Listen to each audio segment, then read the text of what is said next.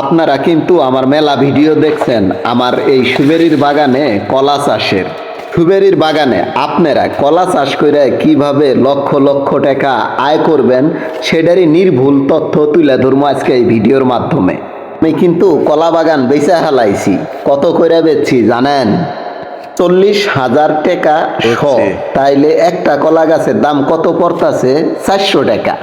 একটা কলা গাছ নাগাইনা থেকে শুরু করে এই যে কলার ছড়ি কাটা পর্যন্ত কয় টাকা খরচ হয় সেটাও কইতাছি। এর মধ্যেই বাগনা আমাকে কইতাছে, মামা আঙ্গ সব কলা গাছগুলা কাইটে নিয়ে যাইতেছে গাকে। আমি কইলাম যে মামা এরা টেহা দিয়ে কিনে নিছে গো, ওই জন্য কাইটে নিয়ে যাইতেছে গা। যাই হোক, এখন তাইলে কই যে একটা কলা গাছ গাড়া থেকে শুরু করে কলা কাটা পর্যন্ত কয় টাকা খরচ পড়ে। ধরেন একটা কলার চারা আপনি 10 টাকা দিয়ে কিনলেন, আর এক বছরে পরিচর্যায় এর মধ্যে সার থেকে শুরু করে কামলা টামলা এ টু জেড মিলাইয়া 75 থেকে 80 টাকা। আর কলার চারা ধরেন 10 টাকা, 90-95 টাকা খরচ হবো আর কি। আরেকটা কথা, এই সম্পূর্ণ বুদ্ধিটাই কিন্তু আমার বাপের আর কি, বুঝছেন। কলা গাছ যখন গাড়ে সুবেরি বাগানে, আমি আব্বাক মেলাবার কইলাম যে তুমি সুবেরি গাছের মধ্যে কলা গাছ গাড়তাছ, কলার ক্ষতি হবো না? কয় না, তুমি দেখো। যাই হোক, আমি আবার কলা পছন্দ করি, তাই একটা কলার ছড়ি বাঁচতাছি বাড়িতে রাখমু খাবার জন্যে। আমি আবার বাইসা বাইসা ভালাডাই খাই, আবাদ করে মানুষের মতো ওই যে এসে মাড্ডা খাই নাই, যেটা বড় কলার ছড়ি বাড়ি মত নিয়ে যায় রাখতাছি।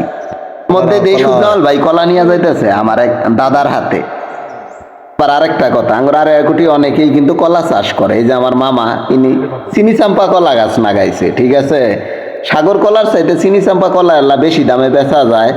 সুবেরির বাগানের মধ্যে আবার কিন্তু চিনি চাম্পা কলা হয় না, ওই জন্যই সাগর কলা লাগাইছি আমি কই কি, আপনারা যারা সুবেরি বাগান লাগাইছেন, সুবেরি বাগান লাগানোর পর পুরা বাগান পতিত ফালায় রাখছেন, এটা না ফালায় রাইখে আপনারা সবাই এই সুবেরি বাগানের মধ্যে সাগর কলা গাছ চাষ করতে পারেন।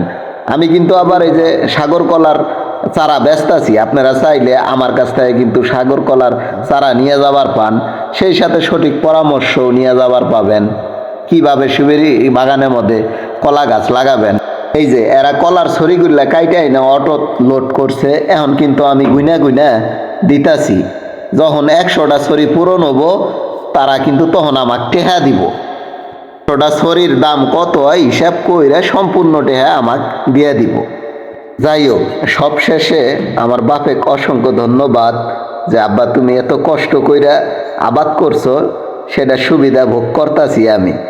তোমাকে আমি মেলাবার না করছি যে না সুবেরি বাগানের মধ্যে কলা গাছ লাগায়ও না। তো আব্বা কোনো জায়গা থেকে পরামর্শ নিয়ে আয়া হেরা সুবেরি গাছের মধ্যে কলা গাছ লাগাইছে, সুন্দর বাম্পার ফসল হয়েছে কিন্তু। তাই আপনারাও জাগর সুবেরি বাগান পতিত আছে, কলা গাছ লাগান।